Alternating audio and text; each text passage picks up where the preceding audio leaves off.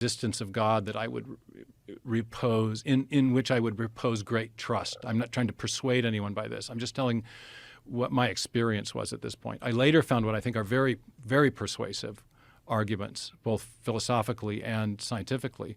The thing that really convinced me as a university student studying philosophy was an argument known as the argument from epistemological necessity.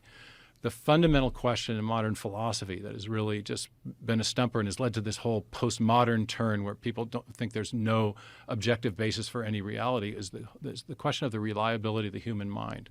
On what basis can we trust the way our minds process all that sensory information? This goes back to Hume and Kant and some of the philosophers in the Enlightenment period. And from that point forward, there was a great doubt. Maybe we can't trust our minds. Maybe we can't trust. We have all these things we assume about reality in order to make sense about reality. That every cause has an effect, for example. But we can't prove those things. We have to use those assumptions in order to know anything at all. And I encountered this argument that suggested, well, if we try to justify our ability to know the world around us by empirical data, by things we observe, this was Hume's argument. Can't do it. He was a radical empiricist and found that in order to make any sense of the sense impressions he had to presuppose the uniformity of nature. But to prove the uniformity of nature, he had to make reference to sensory observations, and so he was arguing in a circle.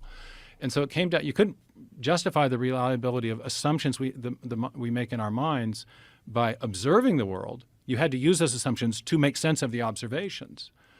But if you presupposed that our minds were made by a benevolent creator who gave us those assumptions in order to make sense of the world that he also made, then there was a principle of correspondence between the way the mind worked and the way the world worked, in which case we could trust the basic reliability of the mind. And this turns out to be one of the key foundational assumptions that gave rise to modern science. It was called the idea of intelligibility.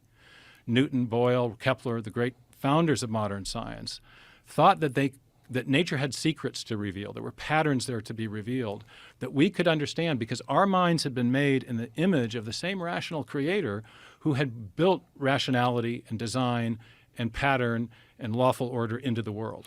Do you believe in evolution? I believe in, I believe in microevolution. I believe that there are real evolutionary processes. I'm skeptical about what's called universal common descent, the idea that all living forms have evolved from one single common ancestor. I'm profoundly skeptical about chemical evolution, the idea that